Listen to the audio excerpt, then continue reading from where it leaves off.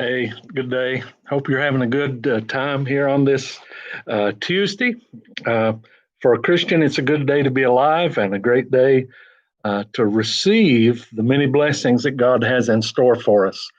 One of the things that I've been studying here, two great characters. One, David, preparing for 2 Samuel chapters 2 and 3 for next Sunday. But the other are the Macedonians. Uh, Brother, you're going to have to refresh my mind.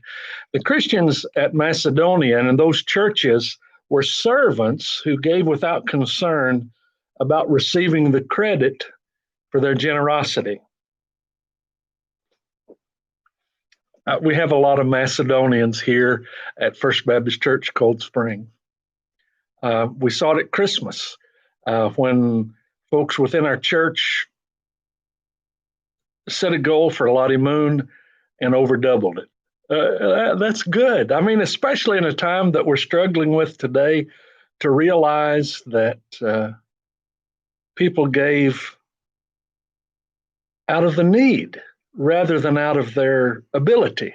That's how God works. You see, Paul reveals to us something that's very remarkable about their gift. I want you to consider what's said in 2 Corinthians chapter 8, verses 1 through 3. It says, "Now I want you to know, dear brothers and sisters, what God in his kindness has done through the churches in Macedonia. They are being tested by many troubles, and they are very poor. But they're also filled with abundant joy, which has overflowed in rich generosity.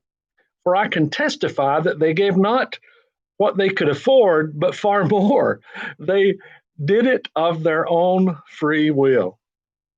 I want to tell you that as I start to review, I always do that the first few weeks of January of every year. What our church gave this last year was a small miracle. The vast majority of churches are struggling. George Barna says that 1 in 5 will close in the next 18 months, and our church is flourishing. We're like to join the church.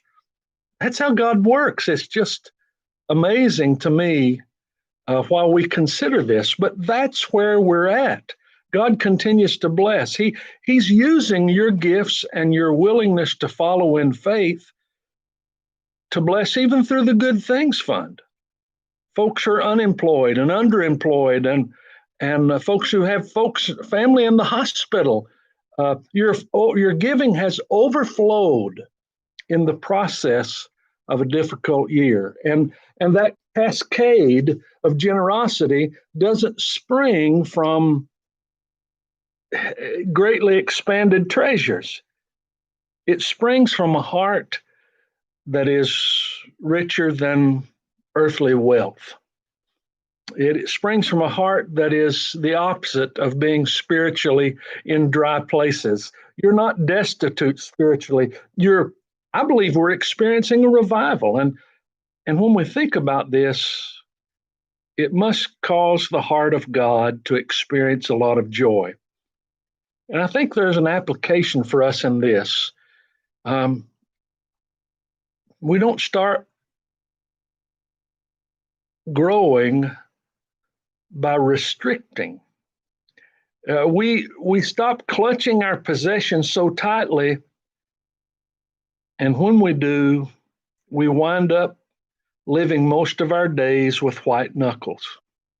Instead, let's continue to relax our grip on our possessions and consider how some of the things that we've come to be as a part of our everyday life can actually bless someone else.